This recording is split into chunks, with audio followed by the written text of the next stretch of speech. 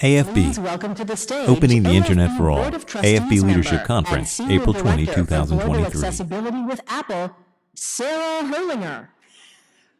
Let's give another quick round of applause to our amazing keynote speaker, Sherry. That was such a fantastic talk. And I'd also like to thank our sponsor for this morning's session, Encore Electric.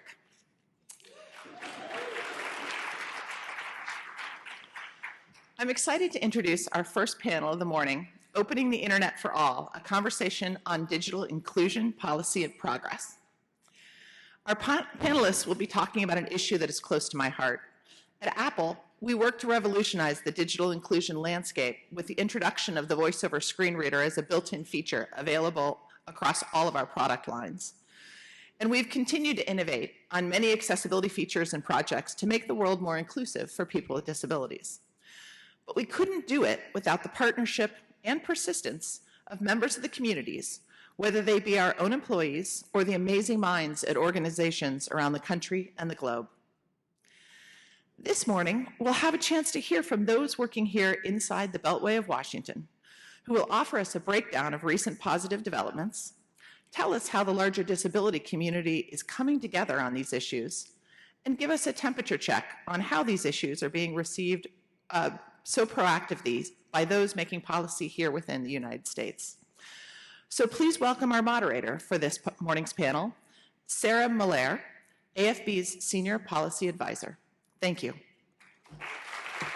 Good morning, everyone. It is really exciting to join you all here for our opening panel, which is titled Opening the Internet for All, a Conversation on Digital Inclusion Policy Progress.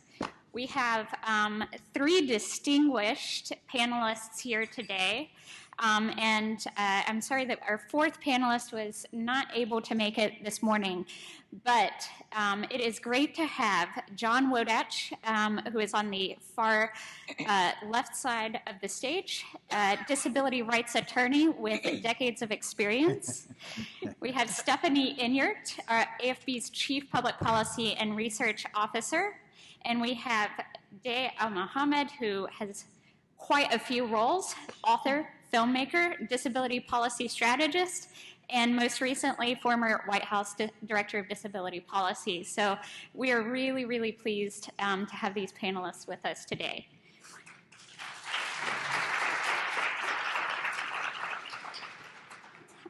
And I'm Sarah Malaier, Senior Advisor for Public Policy and Research here at AFB. And so I'm excited to kick off the conversation where we'll be discussing recent positive developments for digital inclusion policy and what remains to be done.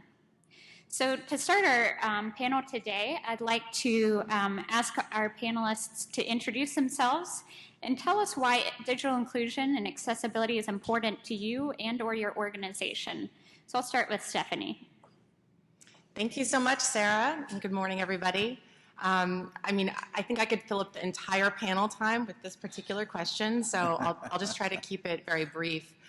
For those who have not looked inside your conference app, we at AFB have just released a study this week called Barriers to Digital Inclusion, and it is packed with information that we know, but now information that we can show people.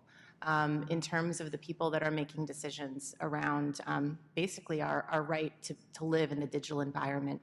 And so much of the research really points to the fact that we are at a breaking point in the disability community around access to live with equity in a virtual world. So I'll probably dive into more of those details in some of my remarks later on today, but it's something that I feel very passionately about as a blind woman, as a consumer, as a mom, as a lawyer, and an activist, and something that I think we really need to change. So, Thank you, Stephanie. How about you, Day? Sure. So, hello, my name is Al-Mohamed. Goodness, I've been around in Washington for a little bit too long, maybe, working on a variety of disability policy issues. So I've worked education, I've worked employment, I've done healthcare, technology, a wide variety of issues. I find it absolutely awesome that that our introducer talked about voiceover, because guess what I'm using to read my notes as we go with an earpiece. So it's amazing how technology has moved forward. So for myself, as well as for many years as a lobbyist, I did that. From there, I have spent time working at the UN on policy issues, a variety of nonprofits. More recently, I've worked with the federal government, and I've just come, as about a month ago, ended my tenure as the Director of Disability Policy at the White House, which means I cover all disability issues that come through the federal government, which is both good and bad because there's only one of me. So you can imagine how chaotic that is. And I think I alluded to the fact how important technology is. I think absolutely a blind or a low vision person can work at the White House and manage all of that. For me personally, without access to digital technology, there is no way I can unequivocally say I would be able to do that job. There's so much information going in and out of the building. There's so many things that have to be researched and picked up quickly. And without that kind of access, that makes the job that much harder. And it also is very clear then to show where the gaps are and where I end up having to go hunting to find additional information. And that just makes it a little bit tougher and a little bit slower. So it makes it absolutely critical that we stay as much forward and keep pushing on the issue. So I think that's more than my time on this. So I'm going to punt it to John. Good morning, everyone. I'm delighted to be here with you. I'm John Wodatch. I'm a civil rights lawyer. I've been one for over 50 years, so at the other end of this panel. Most of that time I worked in the federal government and worked on Section 504 and the ADA and other civil rights laws that protect the rights of people with disabilities. I've seen firsthand how civil rights laws can improve the lives of people with disabilities, but I've also seen how we fall short. And we now live in a very different world than when 504 or even the ADA was enacted. It's a digital world. We've allowed it to exist with barriers for people with disabilities that have really impaired their ability to participate in daily life. And I'm here, part of this, working with the AFB to try and change that dynamic, to use the civil rights laws to get the promise of these civil rights laws, which is inclusion, access, empowerment, choice, and have those apply in a realistic, everyday way. And we all have a role to play in doing that, and I think that's what's really exciting about this conference and this panel. Great. Really fantastic panelists here, so I'm excited for this conversation. So last year at AFBLC, we had a panel outlining our hopes for legislation. Our legislation was still in the works. We were trying to finalize language and try to find someone to introduce it. So for our panelists, what has happened in the last year in the policy advocacy space, and what do you expect from the legislation and rulemakings that are under consideration? And I'll start with Stephanie. So over the past year, we did introduce at the end of the last congressional session, so in late September, the Website and Software Applications Accessibility Act, which was really a great starting place for the disability community to be able to kind of put our stamp, put our flag down in terms of legislation and say, this is something that as a community we could certainly fully mobilize and get behind. And you know, usually from there, legislation gets changed in a variety of ways for a variety of interests.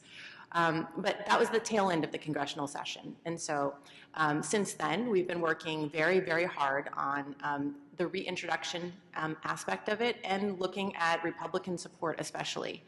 So that's a space that we're currently in at the moment.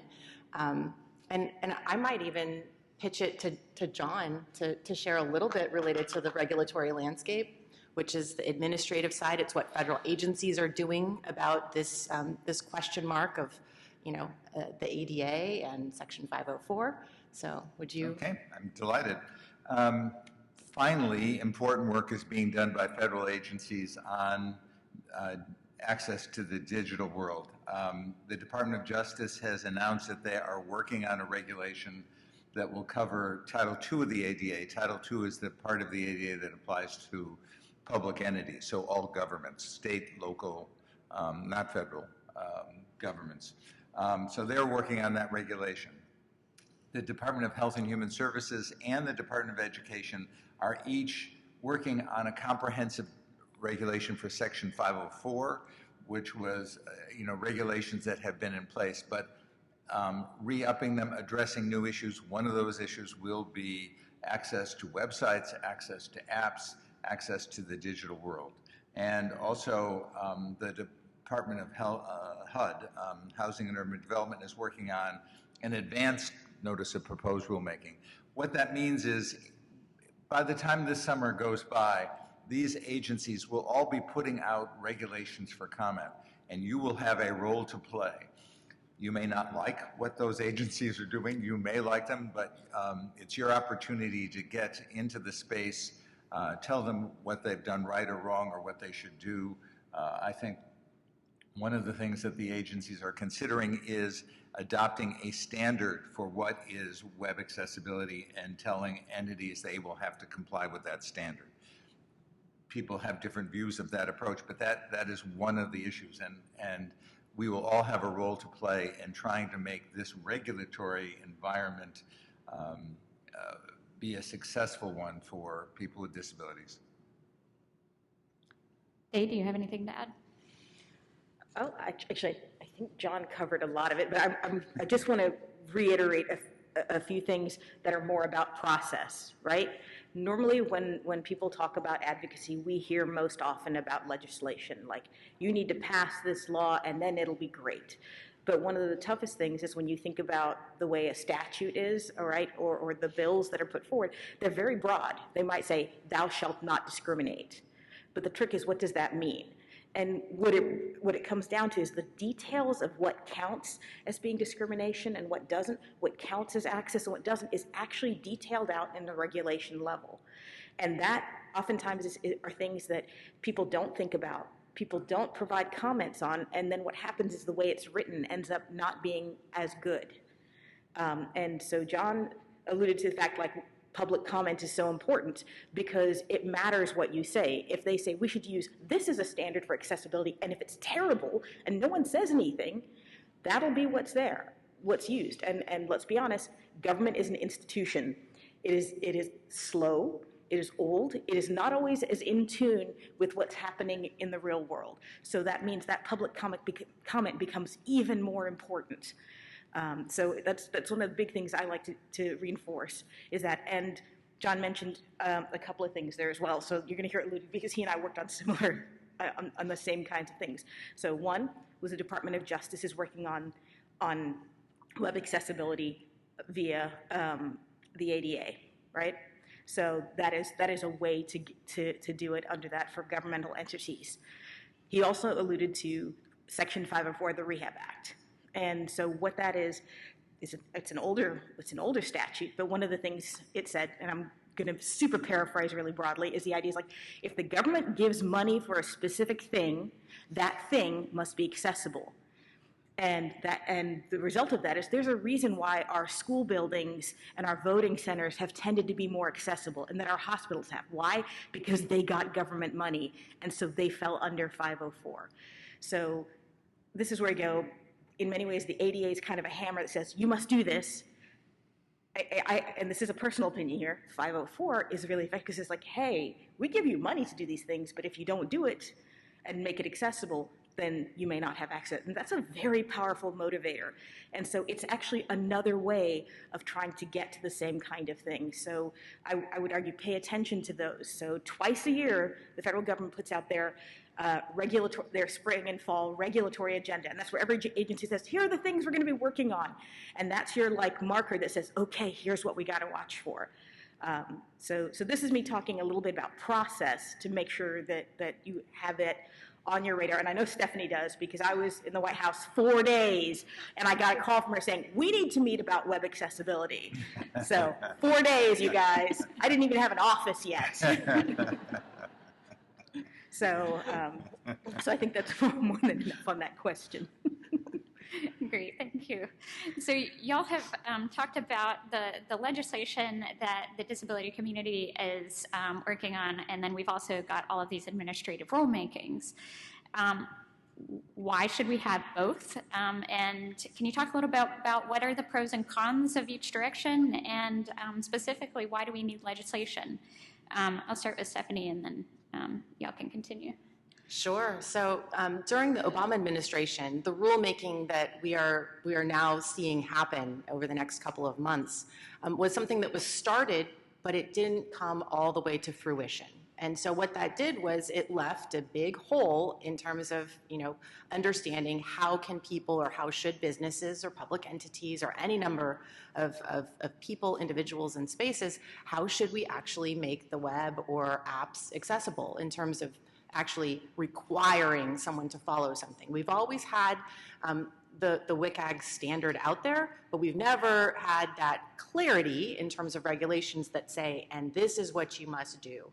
And so when that did not come to fruition during the Obama years, it left the advocacy community without the ability to really leverage the change that's necessary. And so, advocates really were very, very clear that as we were coming into a new political administration, that we needed to make sure that we ended the Biden administration with something on the books related to accessibility. And so we created a two-pronged approach. We wanted to not only push in terms of having regulations that were clear, that were supporting our needs, which is what we're hoping for, and we will be vigorously combing through every angle of what may come out, and of course commenting, and we encourage everyone to comment.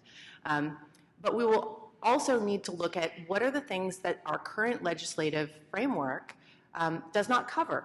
And one of the many things is a really, really clear and evergreen sort of definition of accessibility, which is what you see in the Website and Software Applications Accessibility Act. And also, one of many aspects of that piece of legislation is the concept that vendors, or the entities that create a website or an app for companies, many, many companies lean on a vendor to be able to create these things versus doing everything in-house. Those vendors are actually able to be held liable under the Website and Software Applications Accessibility Act for the way that they design their digital products. And that is something that will really, really change the entire landscape if they too have to be very, very clear and follow particular design standards. So from that standpoint, we wanted to put forward something that begins to shift the dynamic, and both of these prongs can kind of influence each other a little bit as well. It was the hope. So that's why we had kind of two things going, and we're pushing hard in both spaces. John? Okay. I agree fully with Stephanie. We need this dual approach. I've been a civil rights lawyer for a long time, and I can tell you getting change from institutions is hard. Businesses, institutions will do tomorrow what they did yesterday unless there is some force changing them.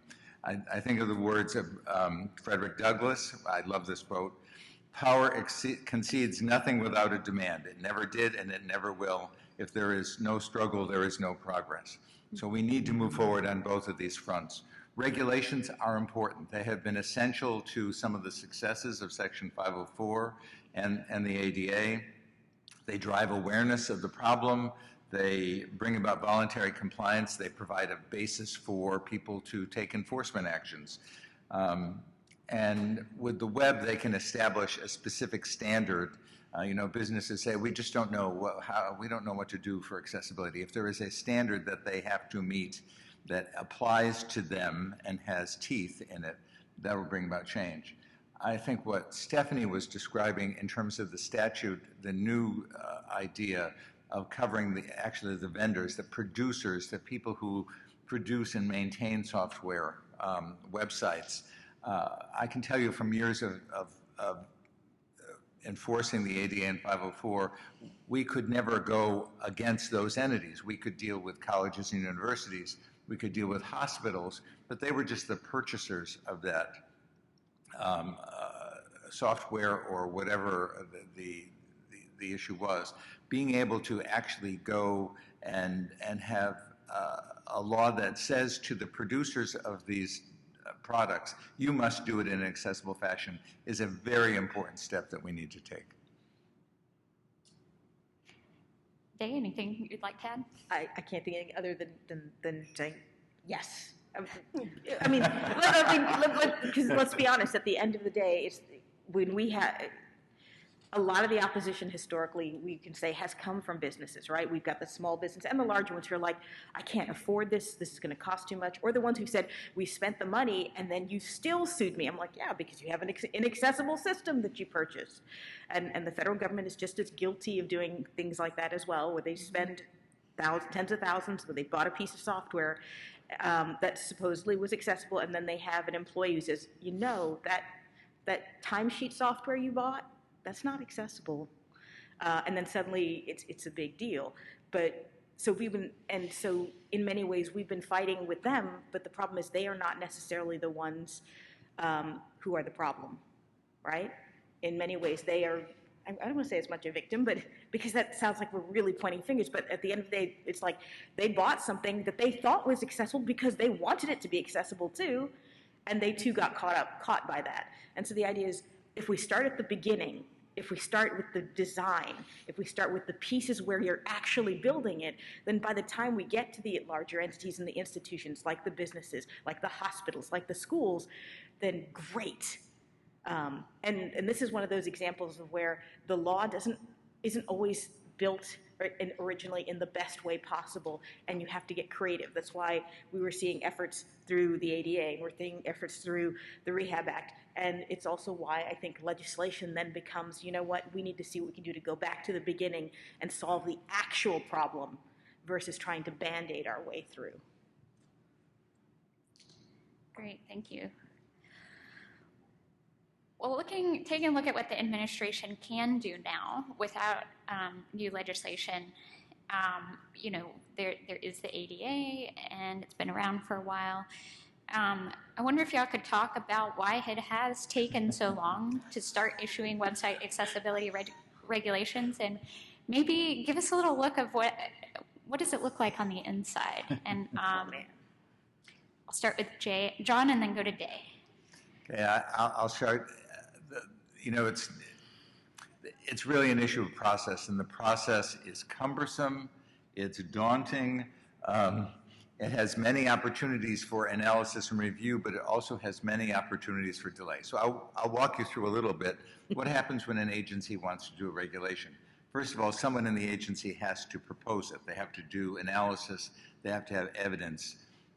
They will go forward in their agency and try to get approval for that and begin the process. They'll reach out to stakeholders, to disability rights groups, to businesses, covered entities.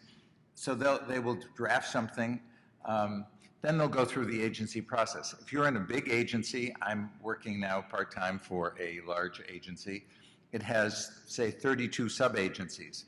Once the regulation is developed, it gets sent to all 32.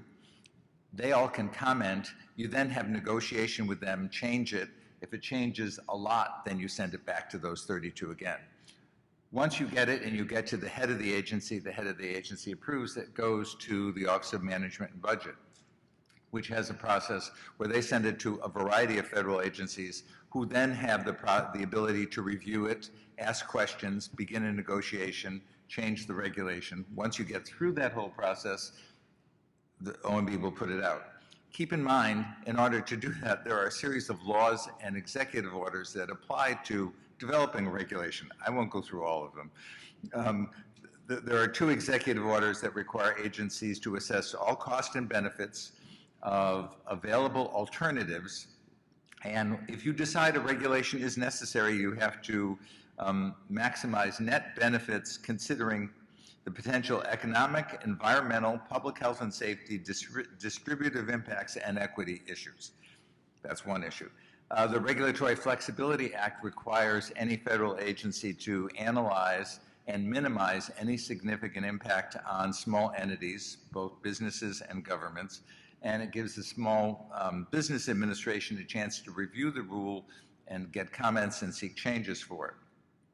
There's the Unfunded Mandates Reform Act, which makes you look at whether there are any requirements that are going to have uncompensated costs to governments or other entities. There is another executive order for disability rights laws that requires the Department of Justice to review and make changes to any regulation. So you have all of these issues. You also have, I'm sorry to say, the antiquated views of people that you're dealing with in these agencies. For years, anytime we tried to deal with, and I'm going back to my experience in the federal government, to show you how long it can take, we issued the first ANPRM about making websites accessible in 2011. We're not done yet, so that's 2011. You have people who say, oh, we can't regulate the internet. No, that's wrong. That's going to hamper technology. It's going to be difficult. So, or you have people, and I'm sorry to say this, that don't understand the impact on the lives of people with disabilities, particularly people who are blind, and what it means, what these barriers mean. And so a lot of the back and forth is explaining to entities why you need this regulation, what it does to people, what they are unable to do because of the barriers that exist. So that it is a long and cumbersome process. That all said, I've dealt with regulations for most of my life. It can be done. It takes a lot of energy. It takes a lot of time. And it is worth doing once you get through this daunting process. And Day is good. Oh, yes. Seen it firsthand. Yeah, it is painful, it is slow, and that is the pace that government works at. And I know we're going to get to this in some of the later follow-up questions, so I'm trying not to leap ahead as a part of that. But really, I think John kind of encapsulated a lot of it. And let's also not forget, when you're sending it out to other agencies to review, they still have their own work that they have to do on top of it. So sometimes it might get pushed a little further down the road. And some of that is attitudinal, some of it is also lack of knowledge, but another part is also, it's hard to get data. And this is a long, difficult history with the disability community. We have a hard time sometimes with data and research. So what you guys talked about recently, saying, we just released a report. I'm like, great, because having numbers, having hard numbers is important. And a couple of those other acts really impacted. And we should say, well, what is the price for civil rights? What's the cost for civil rights? Because that's what we're talking about. And obviously, it was something that got me really mad. But at the end of the day, there's still people who are going to want to have hard numbers and answers of what does this exactly mean. And while we can get angry, and trust me, I had more than a few yelling sessions about the fact that I'm like, you were just cutting people off from an entire swath of the world, which we should have learned after 3 years of a pandemic where everybody's at home and everything is going digital. It's even more important than it was before, but we still have to be able to track that. And the more ammunition that is available for folks like John and Stephanie to be able to move that ball forward, the better it is. And I think that's where it gets difficult, I think, sometimes. And I'm going to throw a unexpected question at you, Day. Are there any, y'all talked a lot about process, and I know that there's a lot of process and institutional issues that go into it. Are there also people issues? Are there issues with politics and agenda setting? Any insight you can give us there? I was going to say there's always issues around people and politics is probably right. One, no politician wants to look bad, so they don't want to put forward something that's going to get a lot of negative press. They never do. So that is always going to be a twitchy thing, which means there's always some hesitation about a regulation that you want to have it just enough out that you get good public comment. But if there's a ton of negative public comment and they go, gosh, we have to rewrite this whole thing, then sometimes they will be more willing to kill it than to fix it. Which I can say good, bad, doesn't matter. That's the practical reality. And this is how I get in trouble sometimes because I'm a little too frank on part of that. But the other part of that is the people aspect, and that is, and I have a great example. I ended up talking to someone at an entity who was the head of all of their technology, who had just had developed this software that would be going out to multiple groups. And had a conversation with them about the fact that you developed this entire thing that was inaccessible. And it's like, I have 40,000 employees, and I have a note from my boss that says this has to be released by the end of the week. You have 6 people who are blind who can't use it. 40,000 versus 6, and it has to be due out on Friday. I don't care. And so the idea was it rolled out. And it doesn't matter if I'm saying, that's illegal, you can't do that. There's this other pressure that says you have to get this out, 40,000 versus versus a small handful. And so that's the people aspect is a part of it. And we don't like it, but we still have to figure out how to work with it. And whether it's me becoming a jackass to them about it, I'm like, I don't care, you still need to do it.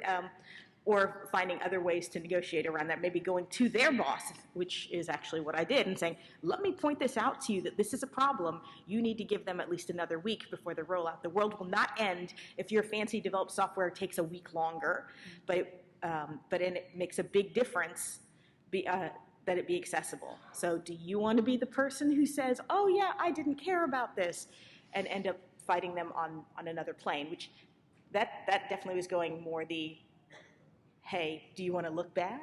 And using that to our benefit. But that is one of the things that's very real.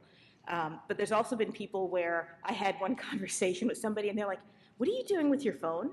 And I'm like, I've got my notes on the phone, and turned off the earpiece, let them hear it. That's the coolest thing ever. And I will tell you now, every time that they were at a meeting or had something to do and they made sure they asked about the accessibility. They didn't need it. And so you can also turn people to your side, and that's the best way to do it, because there is not enough Stephanie's, not enough John's, not enough me's, not enough you's in the world to be able to make this. So we have to be able to turn other folks to be able to advocate for this as much as we do. Otherwise, we'll keep getting I've got 40,000 people and 6 who can't. I don't care.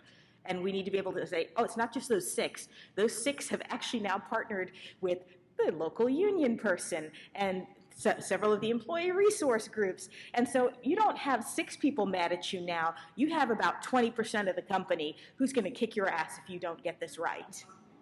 Right? And that's what you need to do.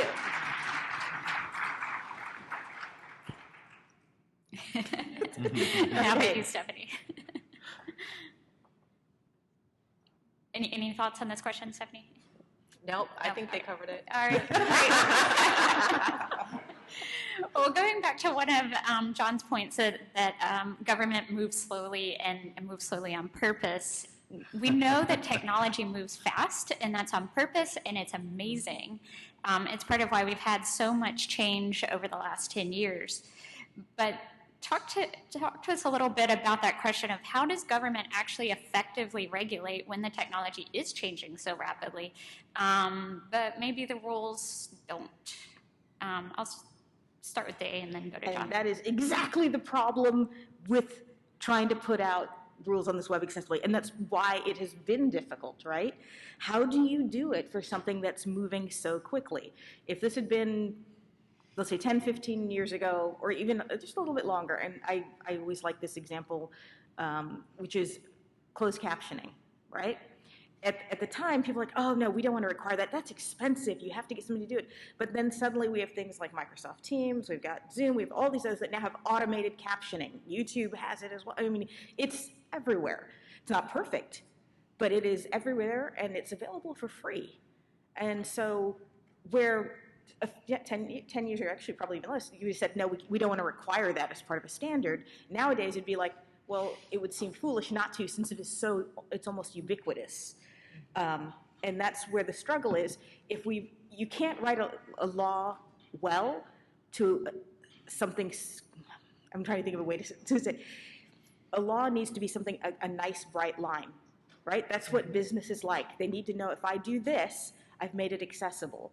But the problem is, if you do that with something like technology, then we could be locking us into technology that gets old within 1 year, 3 years, 5 years. And then we can only require or enforce technology that's 15 years old, because guess what? Those laws stay on the books for a long, long time. Some regulations don't get updated. Remember I said the regulations are the details of how it's done? For 30 years. So if you write something that's too bright line, we end up with only being able to have technology that's really old, which is going to be awful, right? Now, the problem is if you try and write the law super broad that says along those lines of, well, we want to make sure it's accessible, one, we're kind of where we are with the Department of Justice letters right now, so, which is, hey, you should make your web stuff accessible. Whereas for a businessman, I'm like, I don't know what that means. I don't know how to make it. And so they end up not really doing much of anything because they don't know. There's nothing clear that's a standard for them to attach to say, I can do this. Or we'll do it by, well, you have to make it accessible, and there's not a clear definition of what that means. And I'm like, ages ago, I was at a university, and I'll even name it, they used, I think it was Blackboard at the time. It was really early days. It was accessible, air quotes here with my fingers. It was accessible, I could use it, but I had to tab 13 times to get to each little input area where I could type in what I needed to do. Tabbing 13 times for every single thing I needed to write really isn't usable. It was accessible, it would have met a standard, but it wouldn't really be usable. And so you're caught between a bright line, a bright line that could get old really quick, or something that's so soft you can't really enforce it effectively, and you're leaving the folks on the other side, the businesses, the governments, the educational institutions, with nothing to really build it on. And it actually makes it tougher for developers too in some ways. So I don't have an answer. I can only say this is why it is so hard, because you're trying to thread the needle to come up with something that will work and ensure that we continue to have accessibility 30 years from now, because it may take that long for those regulations to be updated, right? But not leave us behind in the fast pace of tech. Well, we have been joined by our fourth panelist, Bob Williams, who's the policy director at Communication First, and we're really glad to have him. Bob, would you like to introduce yourself and just tell us why digital inclusion is important to you, and then we'll get back to our questions.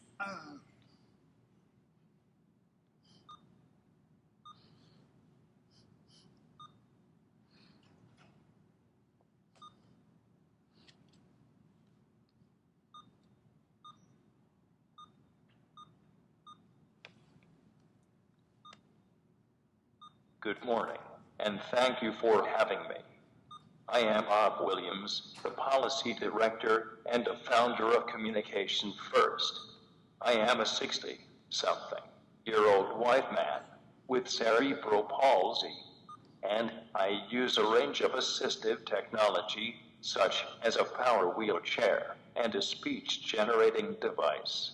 I have been using and continuously customizing the same language software in various generations of basically the same device since 1990. I use my device via Bluetooth as my detached computer keyboard and thus gateway to the internet.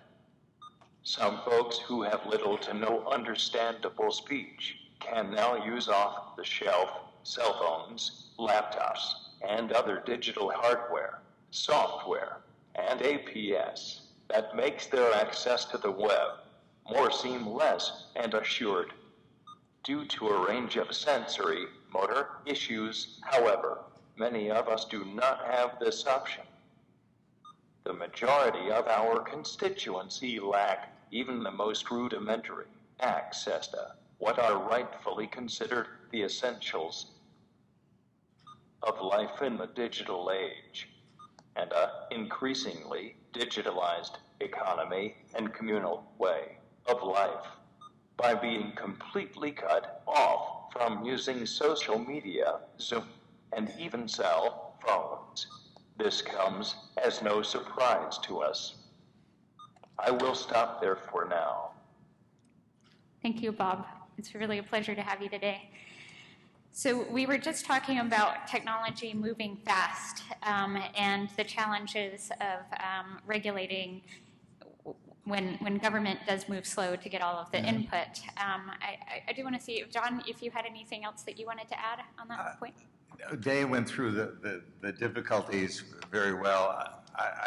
as a technician, which lawyers are, I would say the answer is in creative drafting. It is a problem, but it can be addressed. And so, for example, the problem, if an agency says, we're going to use this standard, and the standard's fine right now, 5 years from now, the standard will be updated, and the federal government will take another 20 years before it does. So that doesn't mean you shouldn't have a standard, because I can tell you businesses and governments want something specific. And so the way to do it is to marry both ideas, to have some general principle language that will carry over beyond. And so I will use one of Stephanie's favorite approaches. And you can have language something like, people with disabilities shall have access to the same information, to engage in the same interactions, to communicate and be understood as effectively as, and to enjoy the same services.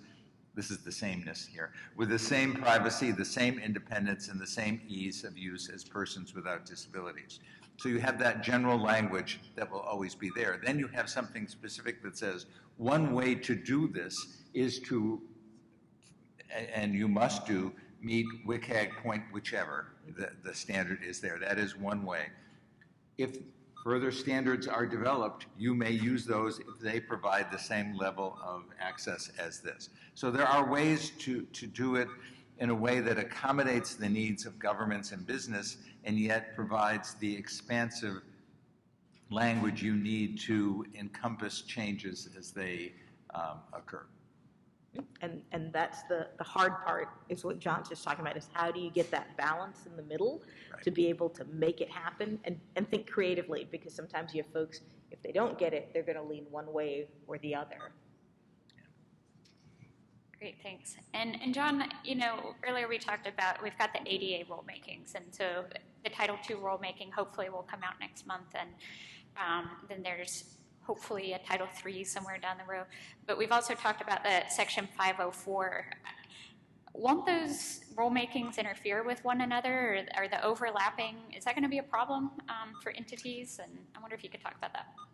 I never like a one-word answer, but the answer is no. 504 and the ADA are closely intertwined, and it could be the same thing with a new law. If the 504 became law in 1973, the ADA became law in 1990. These two laws have they cover things differently, but their concepts are the same. And I think that a regulation can do that. They can be put together so that, for example, in the regulations you will see this summer, one hopes that the ADA regulation that Justice puts out and the 504 regulations that Education and HHS and maybe even HUD put out will have the same general principles, so that there will be no one will be in the position of saying, oh, I have to comply with this, but it conflicts with that. We can't have that as a government, and I think that people doing this are knowledgeable enough to know that will be the case.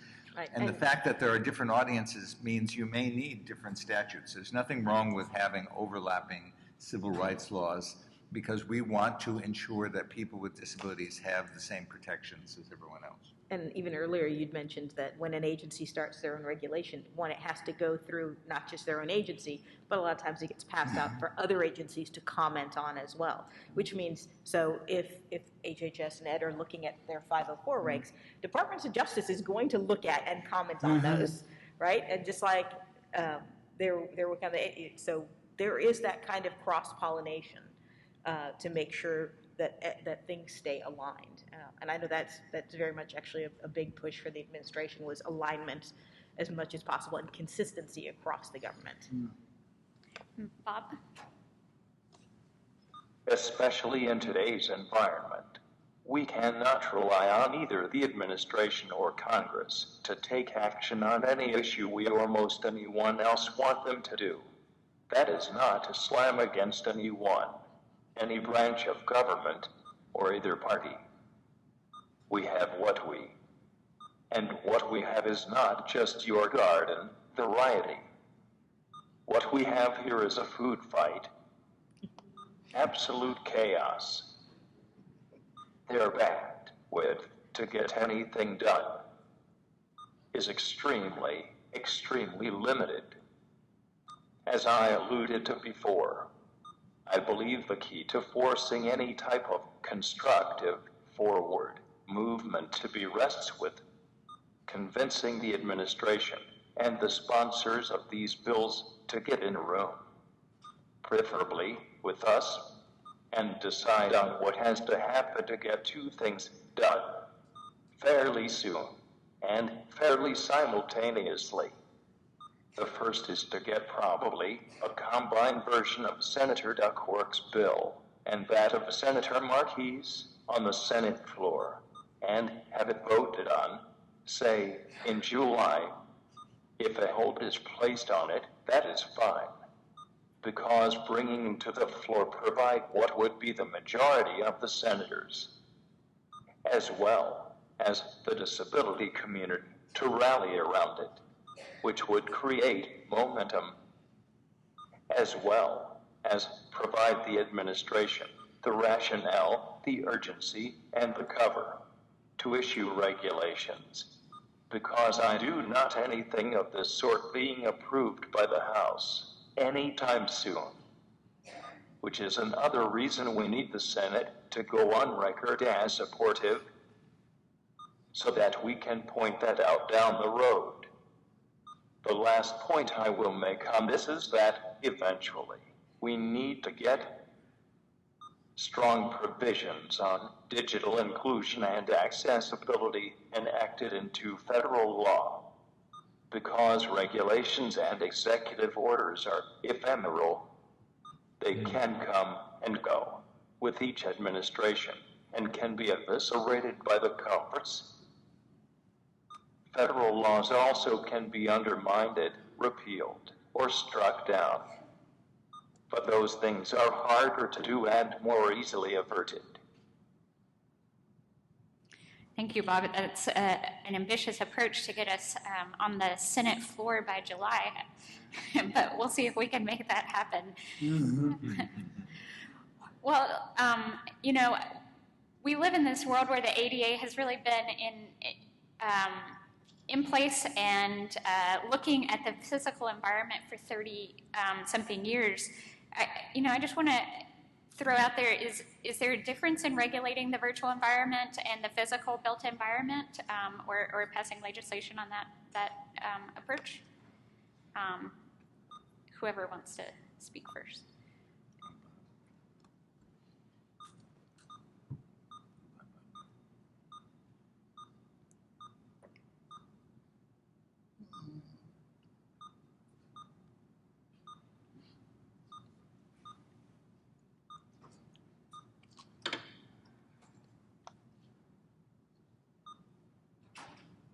One major difference is that with the physical environment, states had laws and building codes regarding accessibility for years.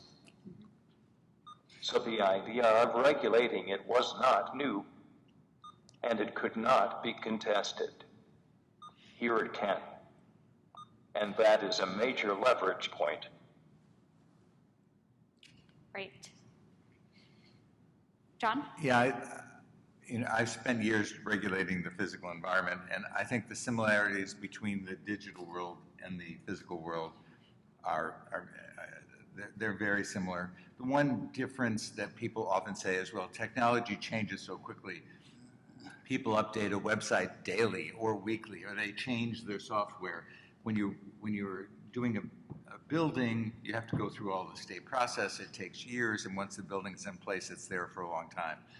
I don't buy that as a major difference. I think, in fact, it's an advantage for the digital world. If you're changing every day, you have an opportunity every day to make it more accessible. And if there are standards in place and you follow them, you will be making your website accessible. You will be making the app accessible. And people would say, well, the structure might be different and it's hard to do. That's not different than the physical environment where you have an existing building and all of a sudden you have to make an entrance accessible. You have to think about it and how you have to do it. I think if the will is there and the law is there to require it, the fact that technology moves more quickly, in my view, gives us the opportunity to make to make it accessible more quickly. I love I'm actually going to say, go back to what you read earlier, right? The line, we should have the same access, the same time, the same quality. You could take that statement and put it on a physical environment or digital environment. It's still the same, isn't it? Yeah. Mhm. And that list of 6 sames, just so you know where this comes from, it's the definition that the disability community really rallied around when we were writing the Website and Software Applications Accessibility Act, because it covers, in terms of this concept, this kind of like evergreen concept of accessibility. So when we're looking at, what is that flag post we want to plant in the ground as a community, it's really revolving around that 6 sames. That's what I call it, definition of accessibility. Yeah, so everyone's going to leave here and talk about the 6 sames, right? That's what it is. Thank you. So we've been talking a lot about the policy. All of us at the table here are really in the policy space and like using laws to get things done. But, businesses are operating in a different environment. They have to be able to implement the law. They have to be able to implement the regulation. So how can regulations help businesses? And what support will they need to implement any regulations that do come out? And I'm actually going to start with Bob and then go to Stephanie. Or maybe not Bob. No, we'll start with Stephanie. Okay. Well, I'm first going to share just a little tidbit from our recently published research study from earlier this week at AFB. I wanted to share that there's a reason why businesses should be welcoming this kind of change. And it's because, quite honestly, they're losing business. According to the research, and we were looking at the blind, low vision, and deafblind population, 44% of web users and 41% of application users said that when they encountered accessibility barriers, they would switch to a different company. So if you had that much of your market share going out the door, it seems pretty much like a no-brainer that you would be pretty interested. We're talking, this could be and is millions of Americans, and this is not just an issue that affects the blind community. Bob is here to share his experience as someone who uses augmented speech, and we have deaf community, others with manual dexterity issues. This is a cross-disability issue, so we are talking about millions. And really, truly, in terms of this question, we're looking for a place where we can kind of reset the standard for businesses, and small businesses especially. So for example, my local hairdresser, she uses a website where she's just plugging and dropping different things into her website, right? So her calendar feature to be able to book an appointment is something she's just plugging and dropping in. She's not creating this. She's using this kind of plug and drop system. Well, that plug and drop system is full of a lack of accessibility. So when she puts that into her website, I can't book a hair appointment, and she doesn't have anyone I can call anymore because we're post-COVID. So from that landscape, I can't actually book an appointment with her, but she wants my business, and I've been going to her for 13 years. So what are we going to do? So from that standpoint, changing her plug and drop, which is what small business needs, they need those tools that they rely on to have that default accessibility standard embedded in them. So that's one piece of it, is that changing all of this in law and regulation will change the default that small business relies on. But there's also going to be a huge knowledge gap for the accessibility field, who is not currently teaching accessibility in terms of, when you're walking through any IT-related programs, it's the afterthought, it's the unit at the end, it's the thing that's mentioned at the very end, and that's why programs like our Digital Talent Lab are so important, because we're trying to really reverse that and flip that script so that the training for the IT professional includes accessibility and is, building that born accessible bench of people who are ready to be able to, go into the world and build accessible from the beginning instead of remediation. But training and technical assistance, in addition to this knowledge gap, will also be a really big piece of the puzzle, because you have to have the people that can build it and know how to build it accessibly. And then you also need to, essentially give people the information to be able to go and do what they need to do to be able to change their digital assets to be inaccessible. So. Thank you. Any other comments? All right. Well, I'm going to follow up and get into the, the kind of always touchy territory that we can't ignore. And of course, we know that one of the issues that's on the mind of many businesses and indeed policymakers is drive-by or click-by lawsuits. And so any thoughts on how drive-by or click-by lawsuits play into the policy solutions that we're seeking? I'll start because I've dealt with this issue for years, but I think we have to recognize in this country we live in a litigious society. It's how we ultimately resolve conflicts, whether we like it or not. It is a very cumbersome way. But the first issue is if you are in compliance with the law and the regulations, a drive-by lawsuit or a click-through or a click-by lawsuit is not going to be successful. So my first advice to any business is, before you complain about the number of lawsuits that are there in the digital world, look to your own program and is it accessible? There's another issue that I think the regulators and the federal government have to look at as well. And I will own up to my own, my experience when we wrote the standards for what the physical environment is. We had standards that dealt with big things like the width of a door or, access to the second floor. But we also said what a sign had to be like and what the height of a letter had to be, what the height of a sign had to be, so that people who,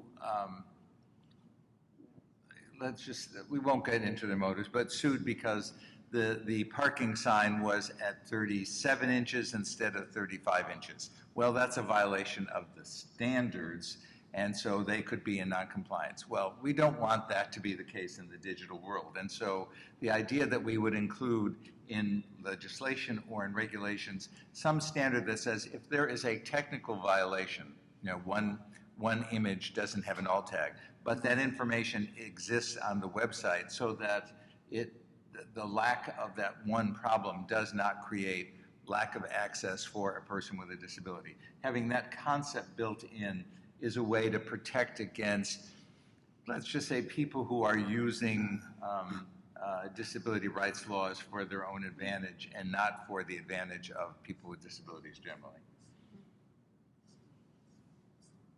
Any other thoughts? No. All right.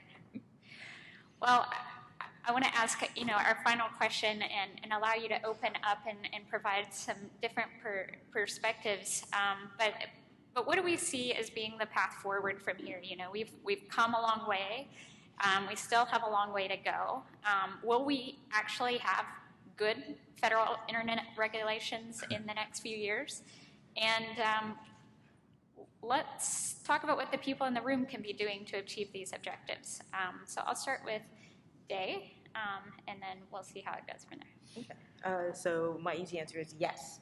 I believe that there will be regulations within the next few years. There's too much of an interest. There's too much of a focus on the digital world because it has become ubiquitous. It is so many places do not have easy access. Not through phone anymore. This has become the way you get in touch with people. This is the way you find out about things. So there's not a choice anymore. I'm like, great, the government doesn't have a choice. They're going to have to move forward, and I think there's a recognition of that. So that to me is like, yes, there is. Now, how good it's going to be is going to actually be very much, I think heavily in some ways on some of that public comment, right? There is lived experience and there's also expertise and knowledge that can actually help shape really good standards. And there's that threading of the needle, and there's also finding the partnership and the allyship. So that's the policy side of things. On the other side is and I think Stephanie alluded to it, is a little bit of that education element, right? I truly believe that most businesses do not want to lose your business. Your hairdresser does not want you to go to somebody else and will probably cuss you out if you do. So the idea is they want to. But if you would ask me, okay, actually not me because I do know, but if you were to just go out, grab someone off the street, go, tell me what is needed to make a website accessible or most people aren't going to know. And there's not an easy way, unless you have the time and energy to dig it up. And let me say, if you're working on cutting hair and that is your business, you are not going to have the time to dig it. That's why you do the drop and do it. So if you had a little conversation and say, hey, I can't access the calendar, and if that was somebody who'd come to you for many, many years, the response is not going to be, oh, never mind. More likely it's like, okay, what can I do to keep your business? How can we figure out a way to make this work?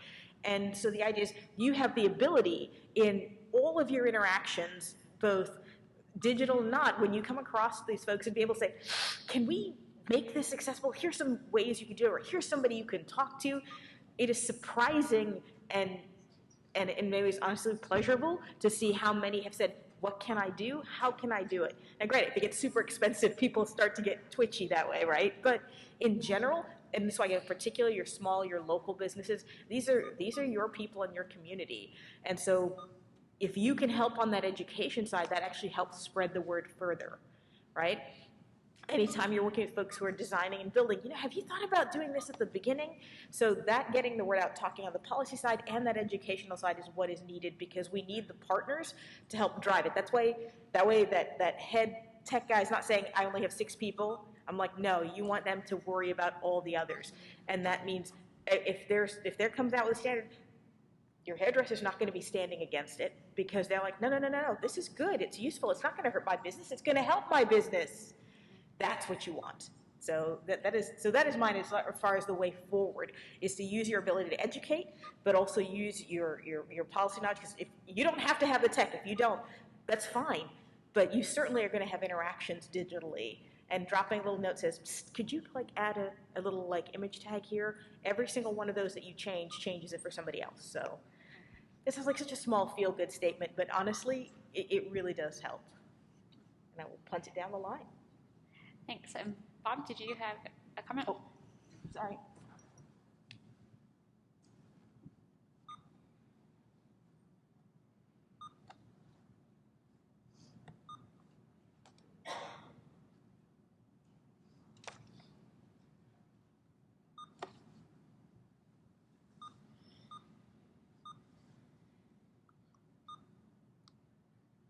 This is somewhat off point, but I think relevant. We need to be aware of the following. The internet is not regulated. The digital economy is growing geometrically. A lot of folks question its fundamentals and stability. What happens if, or more likely, cyber attacks become more common and effective? Concerns linger around the pandemic's impact on the economy generally and the digital economy. So, bottom line, there are a lot of jitters and uncertainty. So, from a rational perspective, if I were being paid to do so, I would advise the administration to proceed with a great deal of caution. And, of course, those who want these regulations to continue to sit on someone's desk are leveraging that, for they can get out of doing that. The only way we overcome that competitive advantage is by creating and presenting a united, cross-disability, multiracial, multi-culture, and multi-linguistic front. Spoiler alert. Digital inclusion and accessibility is not a blind only or deaf only thing. We all have issues accessing and using the digital environment. We need to rally around this together, because if we fail to do so, things will become far, far worse. Thank you, Bob. Any final comments? John, Stephanie? I'll be very brief because we're at the end of the panel. I'm optimistic that change is going to happen, but I think it's not going to happen unless you all play a role. And I think of the words of John Lewis, which is make good trouble. And it's your job to do that in the coming year by doing comments, by keeping pressure on Congress, on the administration, and the media. Because unfortunately, we still face the invisibility of people with disabilities. It always shocks me that 25% of the population can be invisible to the rest of the population, but it is something we confront every day. And so your voices have to be heard to make this happen, because I think together we can make it happen. Stephanie, any thoughts? I echo what's been said in these comments, because I know that, it's not entirely clear how all of this, will unfold, but the coalition aspect of the organizing that's been happening across the disability fold is a strength for us, and it will also be something that we will have to maintain through all of the things that may develop. And so that's something that's the trouble or the good work to do there. And it really will rely on everybody playing a role related to, commenting and engaging as the opportunities present themselves. So stay tuned. Well, I really do want to thank our panelists. It has been great to hear about the need for a multifaceted coalition, to hear about how important it is for even one person to speak up and then build those broader coalitions within government, to hear about how, the research leads to policy solutions, and then to hear about how many steps that government takes, to think about things and get it right. So if you would join me in a big round of applause for our panelists.